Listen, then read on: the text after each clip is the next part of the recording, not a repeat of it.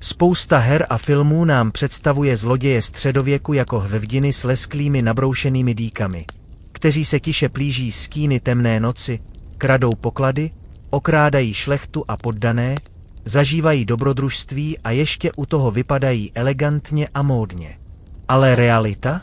Ta byla v téhle profesi naprosto brutální, neli přesným opakem toho, co ukazují filmy a hry.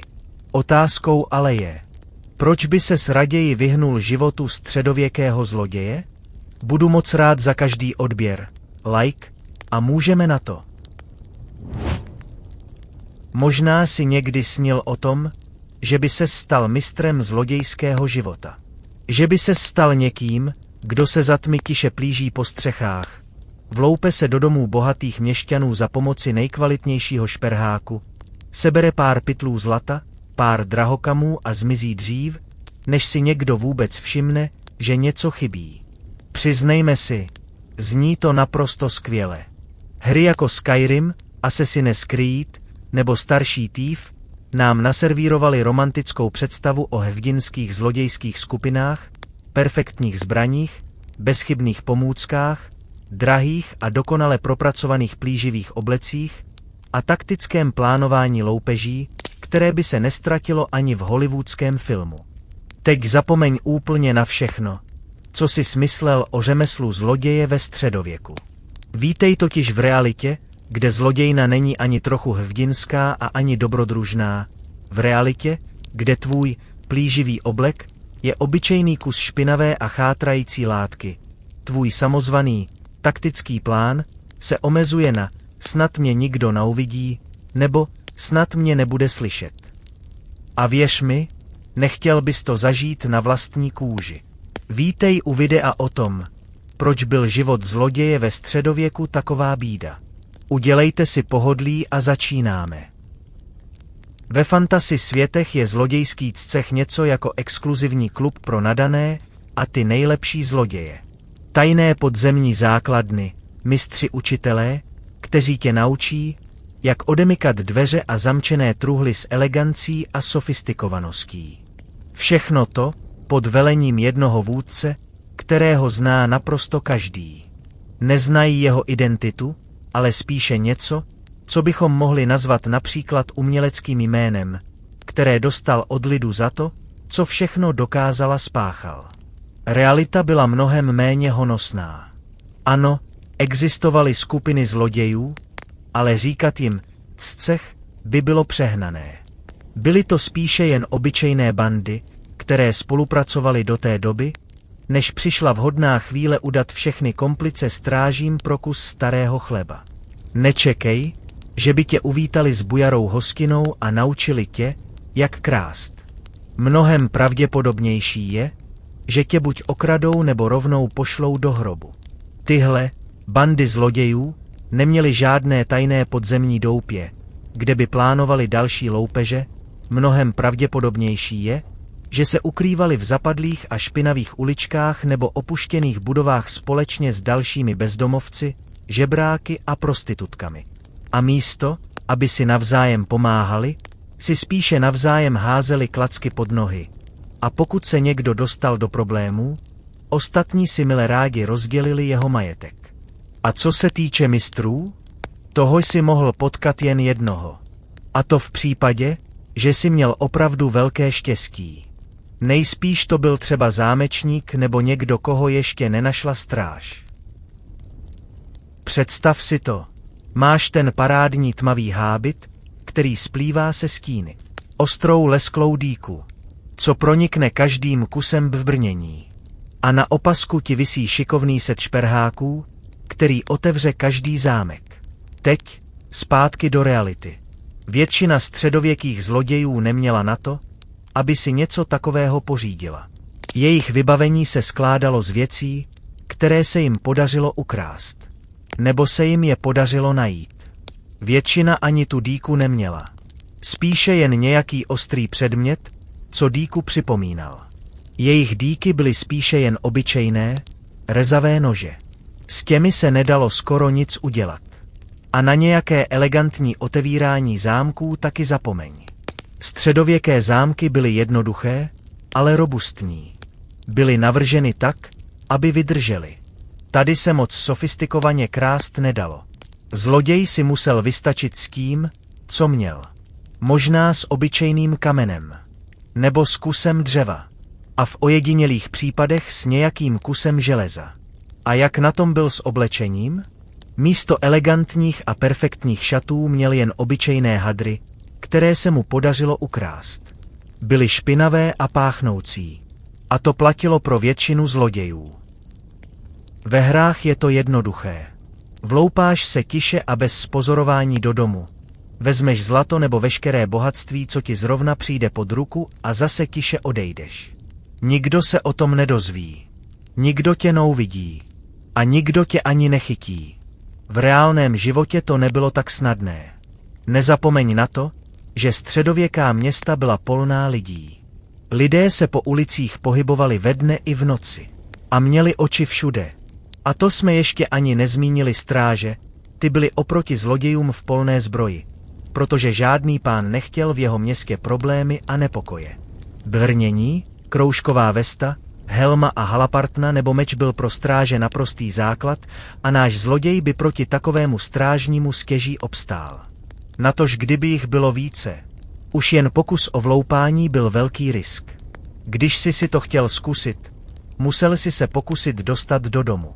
Bylo to nebezpečné, protože pokud si byl přitom viděn, mohl si být ihned chycen a popraven či přijít o ruku.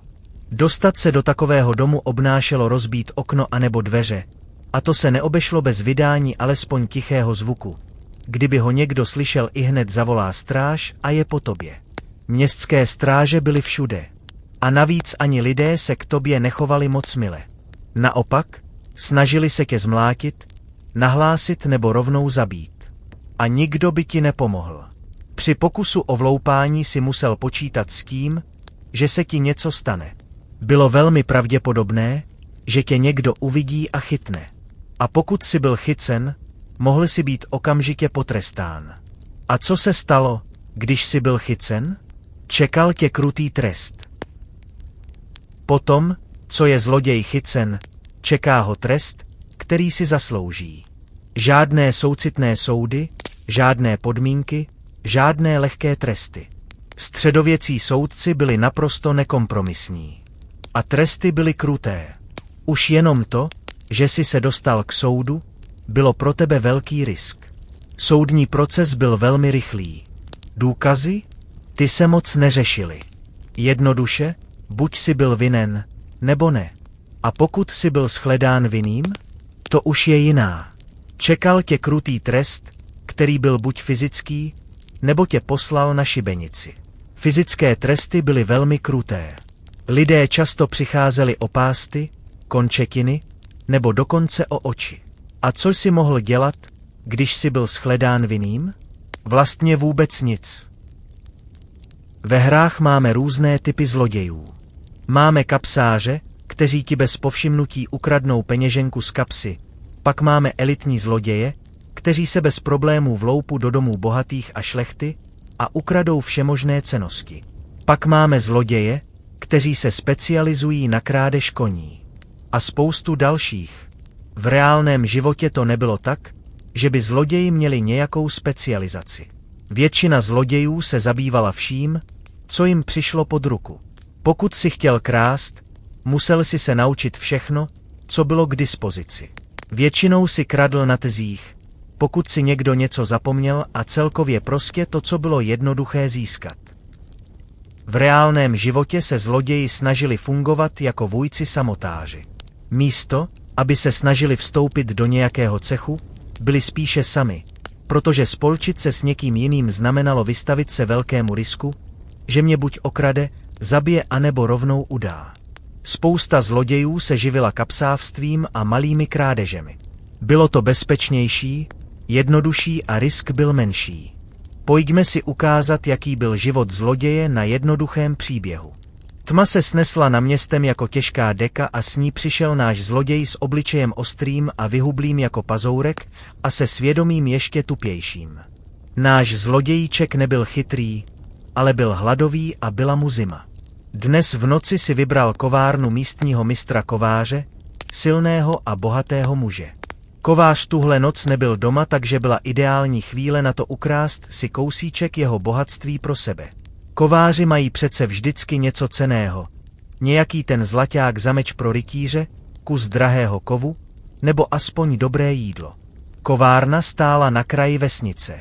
Náš zloděj, zkušený v plížení jako tchoš, snadno proklouzl kolem dřevěného plotu a dostal se k zadním dveřím. Pomocí kusu železa, který se jen tak válel na zemi, vypáčil dveře. Samozřejmě to udělalo velký rámus, protáhlé křupnutí, na chvíli zastavilo zlodějovo saoce. Ale sebral kuráž a vešel dovnitř. Uvnitř vládla neproniknutelná tma a pach uhlí, spálené oceli a sýry. Zloděj se tiše proplíží dílnou, natáhl ruku, aby se zorientoval ve tmě a okamžitě narazil. Ruka dopadla na skříň s pár kovářským náčiním. Jackpot, řekl si zloděj, to ještě nevěděl, že rámus, který udělal při páčení dveří, slyšela sousedka a hned zavolala stráže. Když stál zloděj ve vchodových dveřích s pounýma rukama harampádí, připraven na odchod. Byl osloven strážním, který přišel situaci zkontrolovat. Co tady jako sakra děláš? Zloděj skameněl, rychle sebral nejbližší ostrý předmět a bodnul strážného do břicha. Ostrý předmět se pouze zohnul obounění stráže. Potom už následuje jen rána železnou rukavicí do zlodějovy hlavy. Zloděj byl přiveden k soudu, shledán vinným a den poté oběšen na šibenici. Tento příběh není nic víc než jen krutá realita středověku. Kdysi zloděj musel vystačit s tím, co měl. A to platilo pro většinu zlodějů. V reálném životě bylo zlodějství mnohem brutálnější a nebezpečnější než ve hrách. Dnes se můžeme smát nad tím, jaké to bylo. Ale pro středověké lidi to nebylo nic vtipného. Bylo to nebezpečné a brutální řemeslo, jestli to tak vůbec můžeme nazvat. Pokud jste měli možnost, vždycky jste si vybrali jinou profesi. Být zloděj nebylo dobrovolné, spíše naopak. Lidé se stávali zloději, protože neměli jinou možnost. Proto raději nechme zlodějství herním hádinům. Bylo to tak, jak to bylo. A pokud si někdy zahrajete hru, kde je zlodějství romantizované, vzpomeňte si na to, jak to ve skutečnosti bylo. A buďte rádi, že žijete v dnešní době. Pokud by vás napadlo, že byste se chtěli stát zlodějem v dnešní době, no, raději to nezkoušejte. Dnešní tresty jsou mnohem humánnější. Ale i tak to není nic, co byste chtěli zažít. A šance na úspěšnou loupež jsou ještě mizivější než ve středověku.